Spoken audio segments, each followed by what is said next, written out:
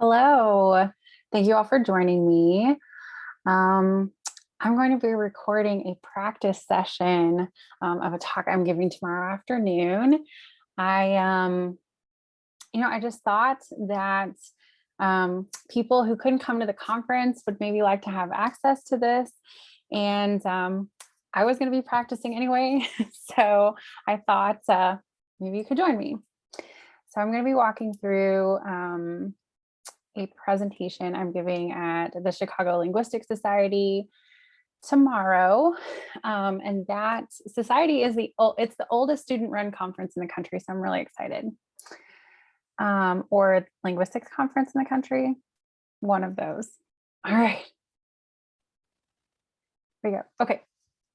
So my talk is called Race and Language, Considering Black Linguistic Experiences, and it's by me. Okay. There will be an introduction. All right, so I like to start all of my talks with a positionality statement. I feel that positionality statements are an essential first step for creating equity in our field. And so I will introduce myself by saying that I am a Black, biracial, cisgender woman from Appalachia. I am a rising fifth-year PhD candidate last year, whoop whoop. I am working class.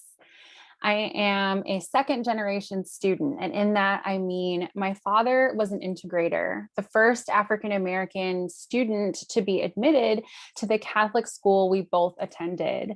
I am one generation removed from educational segregation. My first work as a linguist was on nationalism, analyzed through the lens of Ghanaian independence.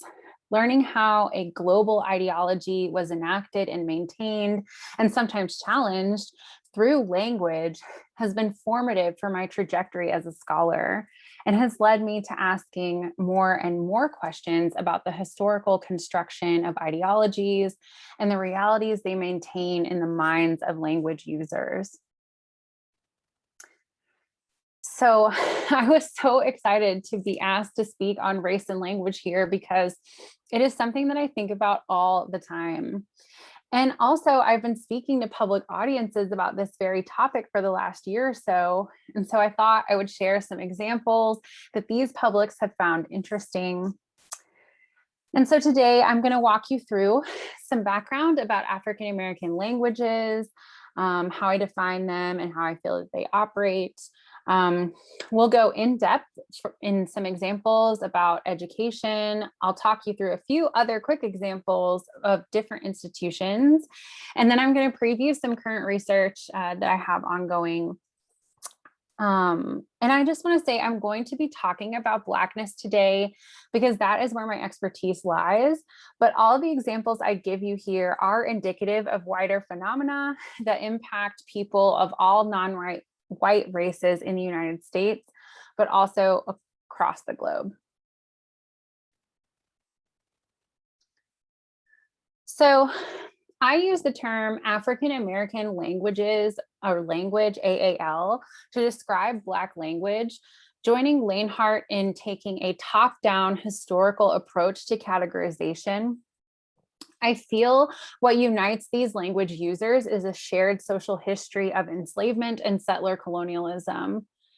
When Africans were placed onto slave ships bound for this continent, they were separated by language so they would be unable to communicate. Throughout this process, their connections to culture and identity were erased. What is left over are disparate linguistic systems in the minds of survivors, thrust into a created social relationship.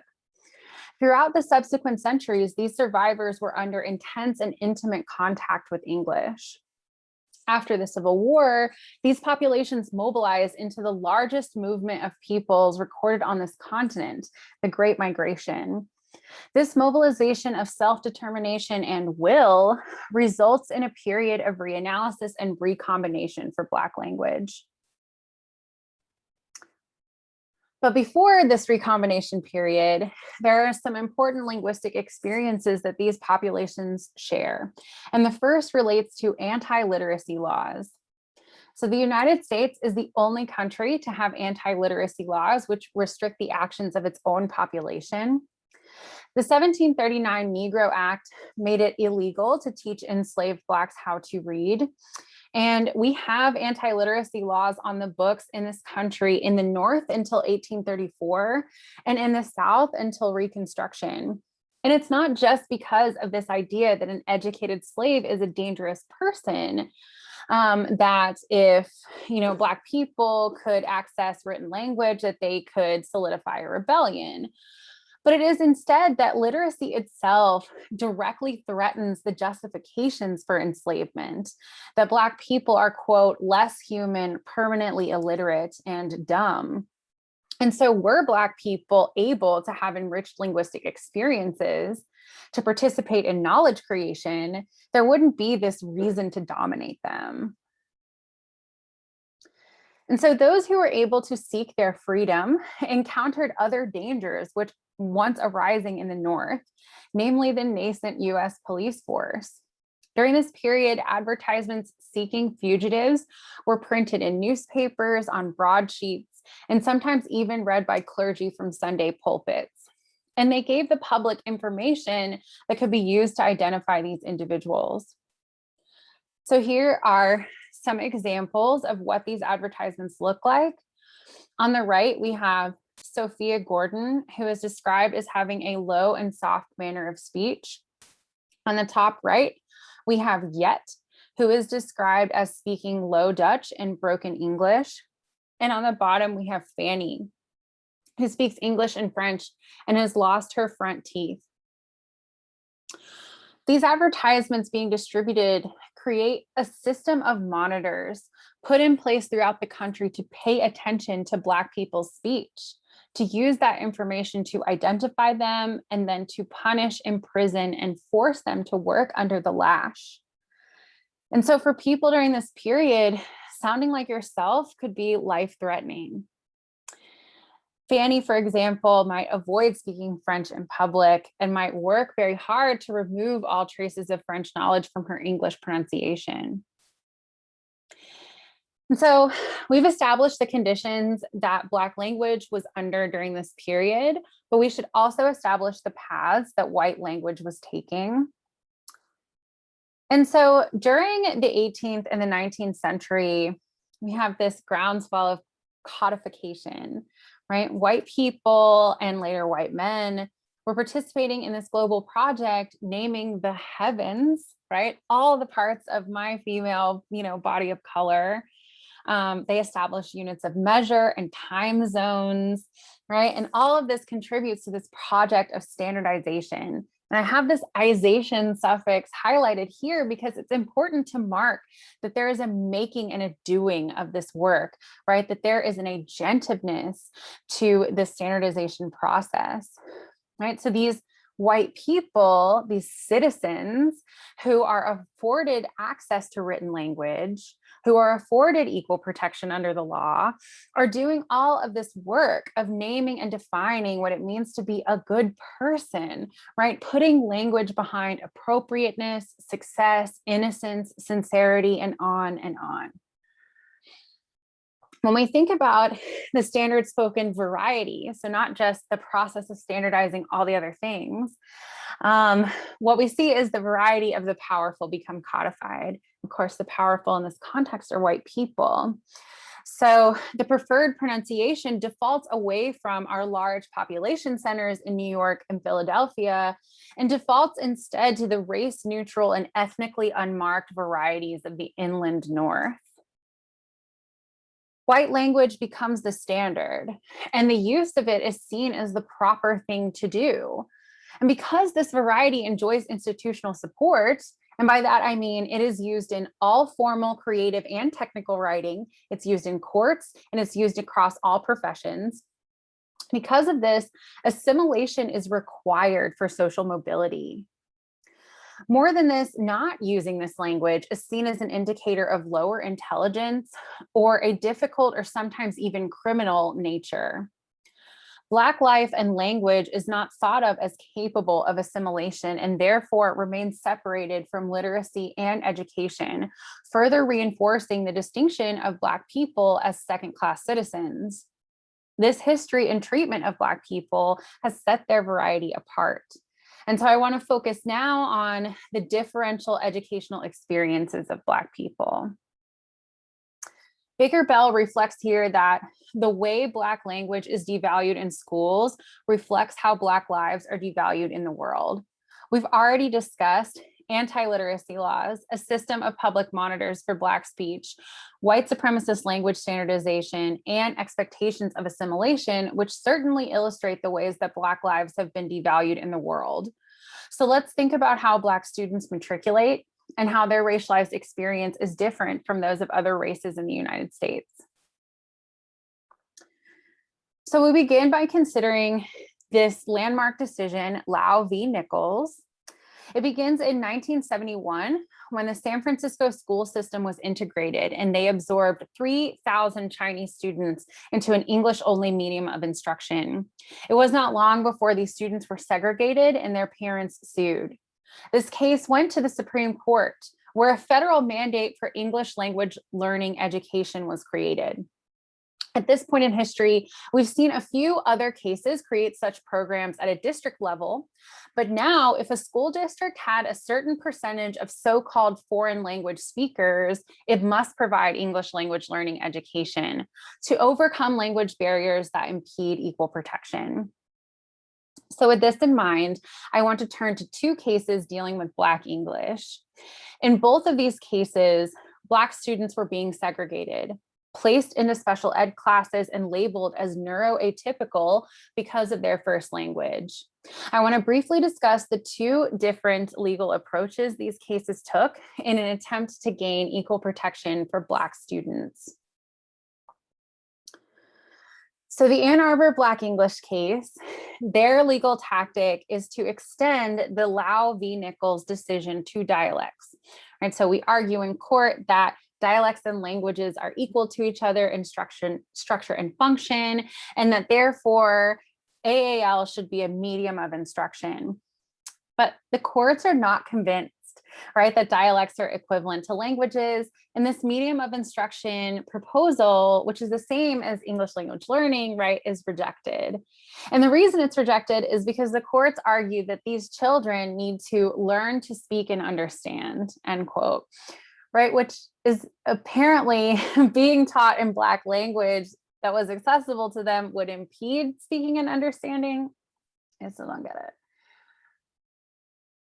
So the plan that they adopt is to instead make white instructors aware of the structure and function of Black language and to prepare students to code switch. This is not an acceptable strategy, even though it's one we see very often still to this day. If you want to learn more, read Linguistic Racism. Okay. So the next case is much more famous, the Oakland Ebonics controversy, which has been covered in many places. But the legal strategy that they take in this case is instead to argue that Lau v. Nichols should already cover Ebonics as a language in its own right. And as we know, this legal argument fails as well. So what that means is even the misguided and inequitable approaches that were applied at these district levels weren't nationally adopted. US dialect speakers still do not enjoy equal educational opportunities like English language learners do. Black linguistic experiences in the education system are categorically different from those of other learners who do not have access to white standardized spoken English. Considering these two cases illustrates the reticence of administrators to recognize the validity of Black language and to afford Black people with equal participation. This treatment of Black language in schools has an outsized impact on how Black people are later treated in the world. Through the processes of education and socialization, we see Black language users being marked as less than, and this gives institutions permission to treat them this way as well. So sounding Black in adulthood then becomes a marker of all these negative connotations because the education system should have fix them, and thus the failure lies with the individual. This deficit model is baked into the way America does business. And we see this reflected in word choice. So up until now, we've been considering how language that Black people use is treated differently. But I want to turn here to discussing some of my research, which captures how language is used to describe Black people. So I've done some work on lexical racialization, which is a process that happens when a word with no pre-existing racial connotation comes to describe people of color asymmetrically. We can think of the word thug or the word articulate. And racialization here doesn't mean that these words are never applied to white people, just significantly less often. And so to investigate this, I built a corpus. It's called the RCC, the Racialized Semantics in Athletics Corpus. It covers 120 athletes over 108 years and is balanced for race and gender, self-reported. And it contains 8.5 million words.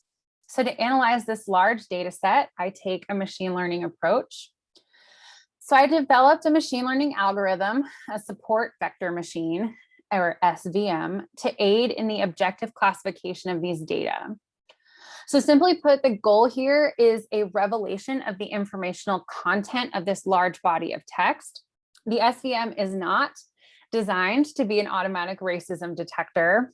Its task is to use raw lexical token counts to separate the corpus into two meaningful groups. So here's the output of that analysis, a subset, right? And so what we see is the SVM sorts athletes into two racial groups by probability of membership. And again, this is just based on word counts. But what we see here is an impressive lack of gradients in the probabilities of these category membership. So when we look in the middle here at Hope Solo on the bottom and Aaliyah Atkinson on the top, we would expect these numbers to be more like 49 versus 51%. But what we see here instead is that the algorithm was like super sure where people belonged. Yeah, and Dan Jarofsky checked my work, so I know it was right. So then the question is, how did the SVM arrive at this output? And so now I apply a random forest model, which lets us crack into lexical importance. If we're just using word counts, then which words were the ones that are most interesting? So in this importance column in the middle here, these words are essentially assigned weights. The model tells us which words were most useful in this racial categorization task. And then the other two columns report the counts, so we can look at their balances. And when we're first looking at this, these maybe aren't the words we were expecting, right? When we look at a word like athletic, for example, it's predicted to be equal because each athlete being described is world class, right? However, we see that there is an imbalance with more occurrences appearing in the Black subcorpus. And I want to share with you now how I assess these imbalances. So presenting this data visually, I'll start by describing the 0 on this graph. This 0 does not represent that a word has no occurrences, but that it occurred at the same frequency in both subcorpora. So the red lines moving down from the 0 represent imbalances in the white subcorpus, and the blue lines moving up from the 0 represent imbalances in the Black subcorpus.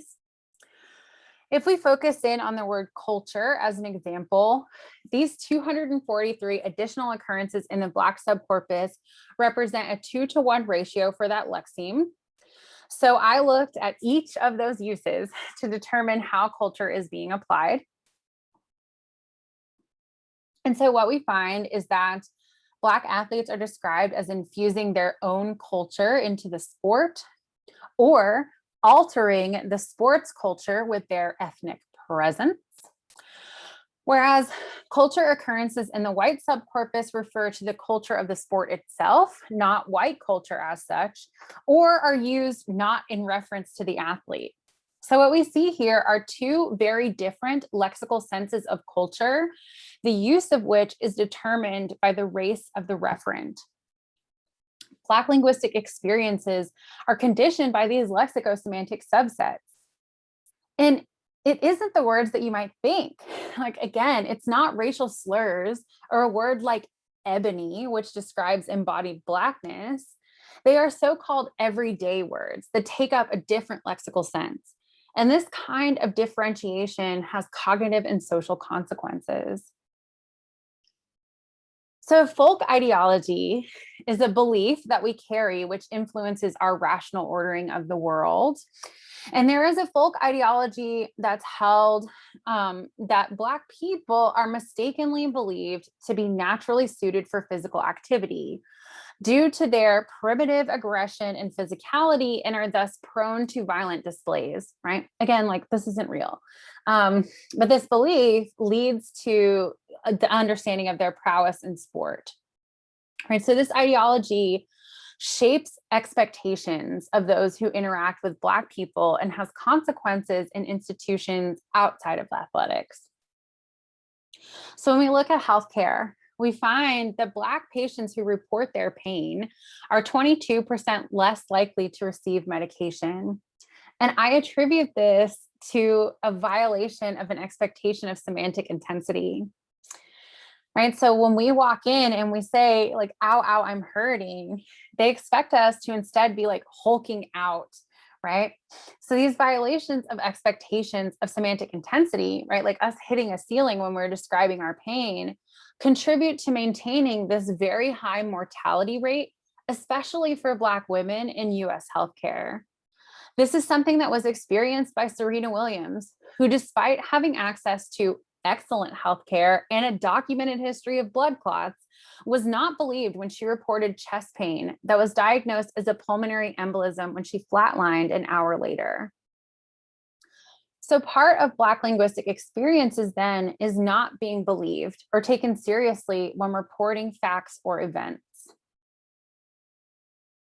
These expectations of strength and violence also contribute to misunderstandings of Black language that can have life-threatening consequences. We have recently seen how George Floyd was treated, and during this encounter was thought to have uttered, "I ate too many drugs." But we know that this utterance was instead a perfectly legal AAL construction professing his sobriety.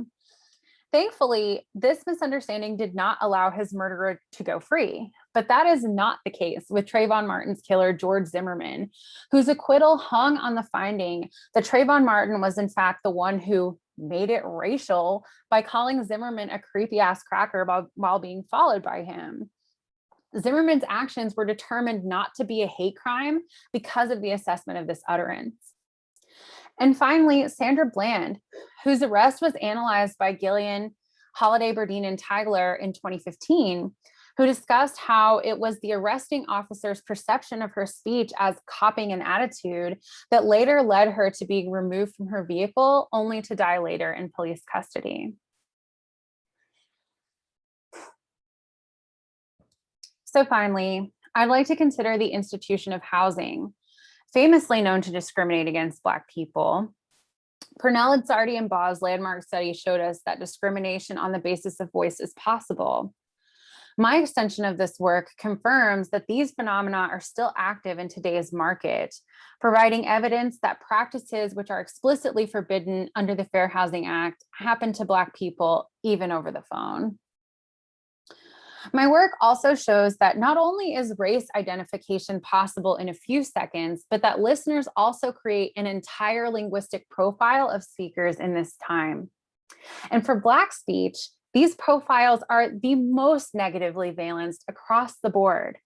I attribute this result to the stereotyping of Black speech for both race and non-standardness when compared to the Southern American dialect, which is downgraded for non-standardness, yet still enjoys white privilege. So we've learned about Black experiences today, that these communities have been kept from participating in knowledge creation, that they are monitored by the public, that they are not protected in the education system, that they are described differently in a way that maintains stereotypes, that they have their credibility attacked and are prevented from living where they choose. My current research, which I'm going to preview for you now, is geared toward understanding the why of these happenings. What perceptual mechanisms help sustain these various linguistic oppressions? And so I begin by discussing the theoretical concept of sociolinguistic ideologies, which claim to conflate certain racialized bodies with linguistic deficiency that is unrelated to any objective linguistic practices. And so what we learn by investigating these is that simply existing as a non-white person opens you up to linguistic discrimination. And so I want to be thinking about these more deeply by looking at Black professionalism. So there are two concepts which unite the experiences of all Black professionals. The first is that they report being under pressure, if not requirement, to assimilate to white standardized spoken English. And that for most of us, equity is still a goal in our professions. It is not a reality. And so to begin looking at this, I turn to the concept of audience design, where Bell's model illustrates for us that style shifting is derived from social variation, but it's not the variation that the speaker possesses, it is instead the variation in the identities of the listener, right? But this concept needs to be expanded because many racialized users command multiple varieties that are separately and intersectionally indexed to aspects of their individual identities. And so it's not just about shifting between styles to meet or avoid certain conversational ends. It's about the audience accepting or rejecting the identity of a user in a given social role. And these negotiations of language and identity do not come without cost. Holiday and Squires provide us with the concept of sociolinguistic labor, which is described as the physical, emotional, and psychological effort put into deploying sociolinguistic resources in a way that is meant to satisfy others. They report that the continuous downgrading of Black speech across our institutions has reinforced this idea even among Black speakers, who report feeling their racialized varieties to be inappropriate for professional settings.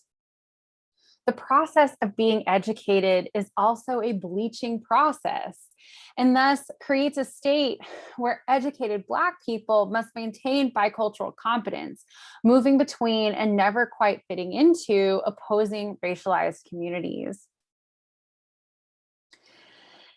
And so I've designed a new type of sociolinguistic interview to capture metalinguistic awareness in an effort to expand the audience design model by taking into account sociolinguistic ideologies and sociolinguistic labor, and to understand how these social realities shape agentive constructions of identity. So the most important goal of these interviews is to hold space for Black speakers to reflect on their experiences with language. The protocol I'm going to describe for you centers and prioritizes Black speakers and hopes to capture a more authentic and heterogeneous representation of Black linguistic experiences in professional settings.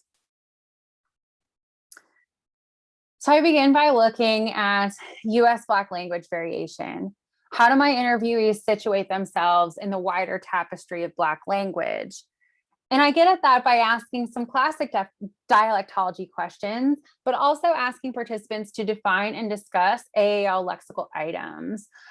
And these are chosen in an interesting way because a word like finna is a dialect independent variable, shorty is age graded, and dead ass is more common to New York's AAL varieties than Detroit's. So discussing these lexical items allows interviewees to flex their metalinguistic muscles and has led to some really rich discussions so far.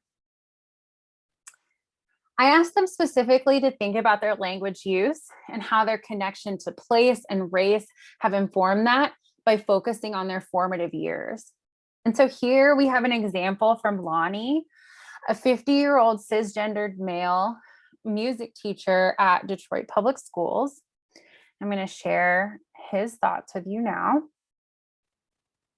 My father said that his father, so my grandfather told my father told me, always leave a place better than where you found it. And you go take this job. And I took it literally. Anything I do, if I'm going to be involved with it, it should be better because I was there, no matter what that is. So I don't know if that's about, gender per se. I mean, that's not about race per se, but I will say I have heard this the majority of my life. You have to be better. You have to be 10 times better just to be on the playing field. And it did not mean that you were not qualified, but to be seen, acknowledged, heard, whatever, to advance, be better than your competitors, be better than other people around you, especially those that don't look like you, excel way beyond. Lonnie is sharing here the all too familiar double consciousness mindset that is drilled into people of color early on, that we must be twice as good to get half as much as whites. This mindset often comes with warnings about using Black language around authorities. So I also ask questions that are directly about educational experiences. We go through their histories, but we also focus on their awareness of their own production at different times in their lives and perceptions by different communities. So we have an example here from Lillian. She's a 45-year-old cisgendered female who is a director of a neighborhood-based nonprofit and is running for Detroit City Council. Well, I think most African Americans, especially those who are in corporate America, is what I'll say, are capable of adapting. And so I think, unfortunately, what tends to happen in our communities is people start to stereotype you one way or the other. 4 years ago, when I campaigned, there were people in the grassroots community who looked at me, and I guess they didn't like the way that I spoke because it was not a lot of slang. To them, I couldn't identify with people in the city. Everybody in my family, they don't know it, but they would probably say, oh yeah, now that person can identify with us.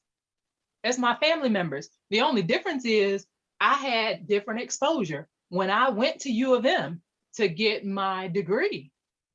But deep down inside, I'm still the same person. And so they wanted to stereotype me just because of the way that I speak. I don't feel differently when I'm around my family. I still talk the same way that I talk. I might relax a little bit, but not a whole lot. Not a whole lot. Lillian shares here that other Black Detroiters have judged her language, and she attributes negative assessments she's received to her education. A few other interviewees have also reported feeling no different on the inside when moving between cultural spaces, and such outside assessments being a shocking and unsettling challenge of their racial identities.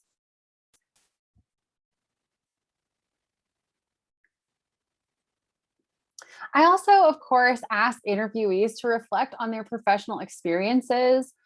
And while these answers may not be directly related to language use, they help us better understand the mindset of these individuals as they move through various institutions, specifically the kinds of self they aim to perform there. So I want to share, so I asked questions about my interviewees' professional experiences, asking them specifically what is professionalism to them, how do they construct the idea, what their professional trajectories have been like, and also to think about their current and future goals, which are really important because we want to see the worlds that Black people are imagining and hoping to manifest. So we have an example here from Alicia. She's a 32-year-old cisgendered female who identifies as asexual and is a development manager at Atlantic Impact. There is nothing on this slide. And I want to get an MBA, and specifically, I want to work around philanthropy. Top choice right now is Yale, but also I know that that's going to I'm so sorry. I don't know why I did that. Be a battlefield in the same way that like working in a, and I want to get an MBA, and specifically I want to work around philanthropy. Top choice right now is Yale, but also I know that that's going to be a battlefield in the same way that like working in a corporate place, right, for me would be where I know that there are going to be very violent interactions on me. And in this world, like I do have a choice, but I'm choosing to get that credential from that place so that afterwards I can get into those arenas and I can get those things on my resume. So when I write books later on, people will be like, oh, she knows what she's talking about. Let's actually listen to her, instead of being like, she doesn't know what she's talking about, even though I do know what I'm talking about. But at least if I have that, then for some reason, right, that means, oh, you're indoctrinated in a way that I believe and you're not dangerous, so I'll listen to you. And knowing that I'm going to have to protect myself from that, right? There's a reason that people think that. And just making sure that I have the right support and armor going into that has been something I think I've been building in my professional life. So Lisha here is reflecting on this idea that even though she's successful now, for her to be taken seriously in her field, she needs to achieve more to make change. This is a comment I've heard from a number of my interviewees, that if they can just get enough education or certifications, then white people in their industry won't resist their ideas. But the part of achieving those credentials requires putting themselves in environments where they will face different types of race-based labors, inequities, and confrontations. We also focus on racialized stylistic choices. And among other questions, I asked interviewees to respond to in-group labels that are applied to Black speakers, namely the construct of talking white and the idea of having an authentically Black voice. So here we have Solomon, a 25-year-old cisgendered male who works for Detroit public policy nonprofit that advocates for youth across the state of Michigan. And he's reflecting here on what it means to talk Black. I feel like the way Black people talk is like very like descriptive. It's like story. It's like always like storytelling almost. And so like I try to like pick up on that, and you know, I mean everybody does it, so I guess it kind of just feels natural. And then just like it's like the placement of profanity. It's like I feel like it's different. Profanity can be like, it can be like a punctuation mark, or it could be like a descriptor. It could be Sure. an inanimate object. It could be a feeling.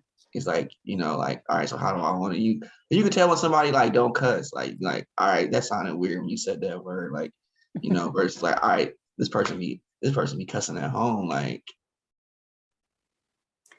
So Solomon's perception of Black voices as storytelling is shared by many of my interviewees, who remark on a richness of detail or cadence in the community, one that brings comfort when used. Solomon also talks about profanity here and marks not that it's absent from white speech, but that the placement and understood meanings of profanity hit different in Black spaces. I asked my interviewees to engage in direct analysis of Black language use, focusing on categorizing the usage as authentic or appropriative. And so they hear a Black female motivational speaker, they watch Nina Simone giving a lecture, they watch an influencer video, a TikTok, and read a tweet. And I asked them how they would compare this language to their own language use and maybe who it points to in the world. And so here we have Journey, a 25-year-old cisgendered female who works in finance for Quicken Loans in Detroit. You're going to watch the video and then hear her response. Y'all say, oh, honey, baby, child, will you spill some tea for us? I say, I got you, fam. Y'all say, oh, honey, baby, child, will you spill some tea for us? I say, I got you, fam. That was painful. I felt in my whole body, like I just hated it. Yeah, it honestly, I guess not to like repeat what I was saying, but it just kind of lacks that like feeling, like you can just tell it's not like her true self, or like it's not authentic, like it's just something you can just kind of tell by the way someone speaks. I guess if it seems not necessarily natural, but like there's no there's no connectedness to like what she's saying. It just feels like she's saying it just to be like kind of cool or be like in the culture. Like, you know, a Black person does something, oh, and then white people are like, oh, that seems cool. And then they try to like adopt it. And it's just, you can just see that it's so forced and like, it's like, just be yourself. Like no one's looking for you to be like, you know. Journey's instant reaction to this influencer's string of terms arising from the AAL lexicon is much like that of my other interviewees, who often laugh, hide faces, shake heads while this video plays. Journey unpacks this reaction by reflecting on the links between word meaning, identity, and shared community membership. Y'all say, oh, honey, God. baby, No. child, will you spill some tea for us? So in the final section of these interviews, I invite my participants to reflect directly on their motivations for style shifting. I ask them questions about avoiding tone policing, working to not be called angry or aggressive or confrontational. I also ask them to think specifically about their professional experiences. And at the end, I have them tell me a story about a time when they were under threat because of their Blackness. This is my analogy to the danger of death story in traditional sociolinguistic interview. So what we learn from these conversations about motivations is that Black speakers use whiter voices in professional spaces to seem intelligent, to be taken seriously, and to make white people comfortable. Coming soon will be a series of experiments that ask the question, are they successful? I'll be using the Sociolinguistic Monitor task adapted from Labov et al. 2011, which asks listeners to assess a speaker on a scale of job suitability. We use a label here that functions to reliably focus subjects' attention on a monotonic scale of conformity to community norms of careful speech. I'll be testing a client of professionalism with 3 contexts: doctor, nightly news anchor, and city council member, to answer the question, what is a legible performance of professionalism for Black language users? So stay tuned. So we've covered a lot today. I just want to reflect that all races have different linguistic experiences. And by focusing here today on Black linguistic experiences, we've gathered a number of examples illustrating how the social category race interacts with language by, if you'll pardon the pun, coloring the words users produce and perceive, the words used to describe them, and the expectations of those who interact with them. We've also learned that the ideas of theorists, the revelations of data, and the intuitions of lay people unite around these concepts. Finally, I want to emphasize that linguists of all disciplines and all races ought to be aware of the realities of Black linguistic experiences so they can inform and protect their students and their communities. 63 Black people have been shot since January 1st, and 11 of them were trans. Thanks. Thank you for going on that ride with me. I'm so glad that I had this moment to troubleshoot because some of that stuff did not work. But thank you so much. I will post these slides in the comments. So if you want to engage with the links that I have there, you can. Thanks. Bye.